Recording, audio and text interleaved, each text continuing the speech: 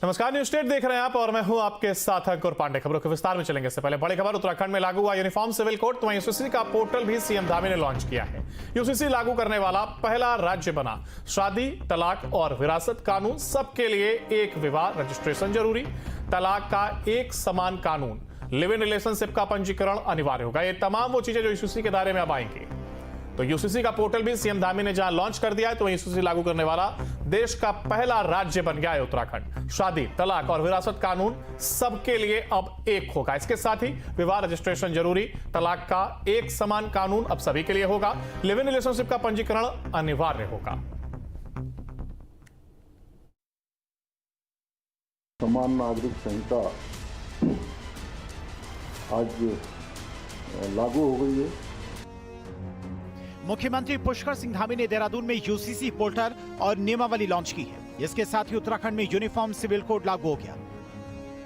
उत्तराखंड देश का पहला ऐसा राज्य है जहां पर समान नागरिक संहिता लागू की गई। सरकार का दावा है कि यूसीसी एक ऐसा कानून है जो कि धर्म, लिंग, जाति या समुदाय के आधार पर भेदभाव खत्म करेगा।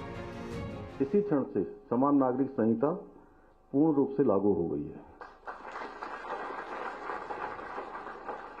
और इसी क्षण से उत्तराखंड राज्य के समस्त नागरिकों के संवैधानिक और नागरिक अधिकार एक समान हो गए हैं और इसी क्षण से सभी धर्म की महिलाओं को समान अधिकार प्राप्त हुए हैं। 2022 के विधानसभा चुनाव में मुख्यमंत्री पुष्कर सिंह धामी ने यूसीसी लागू करने का वादा किया था।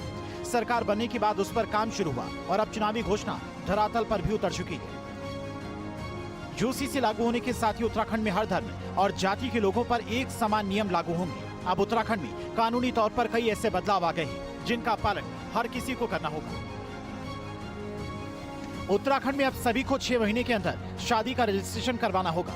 सभी धर्म के लोग अपने अपने रीति रिवाजों के मुताबिक विवाह कर सकेंगे, लेकिन सभी धर्मों में विवाह की न्यूनतम उम्र लड़कों के लिए 21 साल और लड़कियों के लिए 18 साल अनिवार्य कर दी गई है। हर धर्म में तलाक के लिए अब कोर्ट की मंजूरी जरूरी होगी। लिव इन रिलेशन में रहने वाले कपल को रजिस्ट्रेशन कराना होगा। इसके लिए सरकार ने एक वेबसाइट भी बना दी है। लिव इन से पैदा हुए बच्चों को वैध माना जाएगा। लिव इन रिलेशन टूटने पर महिला गुजारा भत्ते की मांग कर सकती है। सभी धर्मों में बच्चों को गोद लेने का अधिकार मिलेगा। हालांकि दूसरे धर्म के बच्चों को गोद नहीं लिया जा सकेगा। हलाला जैसी प्रथा भी बंद हो जाएगी। बहु विवाह पर भी रोक का प्रावधान यूसीसी में है। उत्तराधिकार में लड़कियों को लड़कों के बराबर की हिस्सेदारी मिलेगी। इसके लागू होने से प्रदेश में सच्चे अर्थों में महिला सशक्तिकरण सुनिश्चित हो सकेगा, जिसके बारे में मैंने अभी कहा।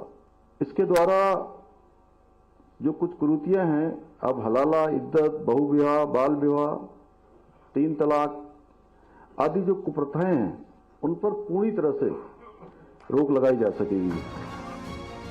उत्तराखंड सरकार ने यूनिफॉर्म सिविल कोड के लिए एक पोर्टल भी बनाया है। इसके जरिए शादी, लिव इन रिलेशनशिप, वसीयत समेत यूसीसी में मौजूद प्रावधानों को लेकर आवेदन किया जा सकता है। करीब 2.5 साल की तैयारी के बाद उत्तराखंड में यूसीसी लागू हुआ है। ये क्षण मेरे लिए आज सच में बहुत भावनात्मक क्षण है, क्योंकि जो हमने संकल्प लिया था 2022 के विधानसभा चुनाव में अपने प्रदेश के देवतुल्य नागरिकों से जो हमने वायदा किया था, आज हम वो वादा पूरा कर रहे हैं। उत्तराखंड सरकार ने अब औपचारिक तौर पर समान नागरिक संहिता लागू कर दिया है, जिसे लेकर सियासत भी खूब हो रही है। इस यूसीसी से जनता का क्या भला होगा, हमारे युवाओं को रोजगार कैसे मिलेगा, हमारी तमाम जो आज भ्रष्टाचार से आहत है लोग, वो भ्रष्टाचार पर लगाम कैसे लगेगी, सरकार को इन बातों का जवाब। सियासी सवाल अपनी जगह है, लेकिन बीजेपी सरकार ने अपना चुनावी वादा पूरा कर दिया है। इसके साथ ही उत्तराखंड देश का पहला राज्य बन गया है जहां पर यूनिफॉर्म सिविल कोड यानी कि सभी धर्मों के लिए एक जैसा कानून लागू हो चुका है। Team news state. और वहीं यूसीसी को लेकर के बयानबाजी का दौर भी शुरू हो गया है। इसको लेकर के प्रतिक्रियाएं सामने आई हैं, सुनिए। उत्तराखंड देश का प्रथम राज्य बन गया है जहां संविधान की धारा 44 के अंतर्गत जो समान नागरिक संहिता की परिकल्पना की गई थी, उसको मूर्त रूप देने वाला प्रथम राज्य बन गया है।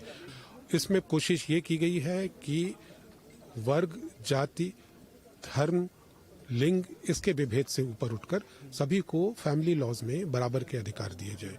शादी विवाह का रजिस्ट्रेशन हो या सक्सेशन के मामले हों या लिव इन रिलेशनशिप में रहने वाले मामले हों, महिलाओं को पुरुष के बराबर अधिकार दिया जाए, बल्कि उनके कतिपय अधिकारों का और अधिक संरक्षण किया जाए। भारत का मुसलमान कानून को मानता है और कानून पर अमल करता है, मगर ये नहीं हो सकता कि शरीयत की मुखालफत करे या शरीयत के उसूलों का उल्लंघन करके फिर दूसरे कानून पर अमल दरामद करे। जितना सम्मान मुसलमान कानून का करता है, संविधान का करता है, उतना ही सम्मान और उतना ही इज्जत और एहतराम शरीयत के उसूलों का करता है। दरअसल ये यूसीसी में कहीं भी उस शरीयत के उसूलों से कहीं कोई टकराव नहीं है और समानता है और कहीं भी कोई मुखालफत नहीं होती है, तो मुसलमान इस यूसीसी को मानेगा, तस्लीम करेगा और उसका एहतराम करेगा। तो देखिए, उत्तराखंड जहां यूसीसी लागू करने वाला पहला राज्य बन गया है, तो इसी पर ज्यादा जानकारी के लिए हमारे साथ हमारे संवाददाता अजीत राठी हमारे साथ जुड़ गए हैं। अजीत, देखिए, जिस तरीके से अब उत्तराखंड पहला राज्य बन गया है, तो ऐसे में अगर प्रतिक्रियाएं राजनीतिक बात करें तो सामने आ ही रही है और हम दर्शकों को दिखा भी रहे हैं। लोगों के बीच कितना उत्साह इसको लेकर के और कितनी जागरूकता इसको लेकर के, किस तरीके से वो इसको ले रहे हैं?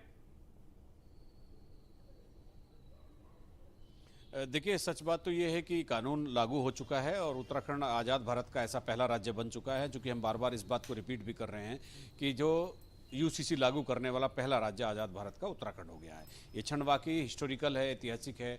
मुख्यमंत्री ने जो संकल्प चुनाव से पहले लिया था वो पूरा किया।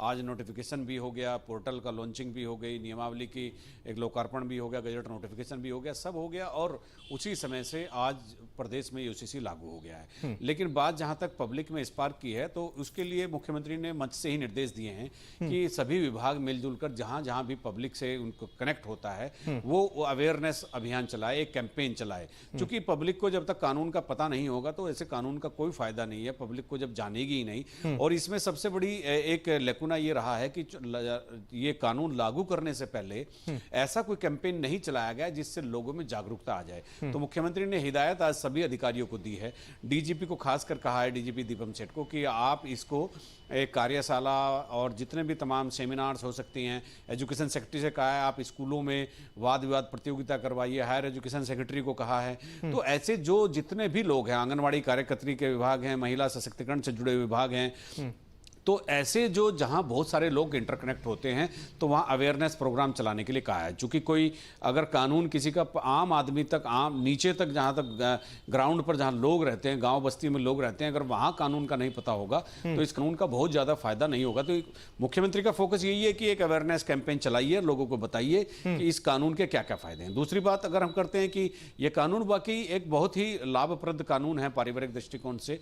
इसमें वारिस, विरासत और वारिसान, उत्तराधिकार, शादी ब्याह और इसके अलावा डिवोर्स और लिव इन रिलेशनशिप का एक वैधानिकीकरण करते हुए रजिस्ट्रेशन और रजिस्ट्रेशन का फिर टर्मिनेशन, उस दौरान कोई संतानोत्पत्ति होती है तो उसका हर्जा खर्चा दोनों लोगों के ऊपर लायबिलिटी के रूप में देखा जाएगा, रखा जाएगा।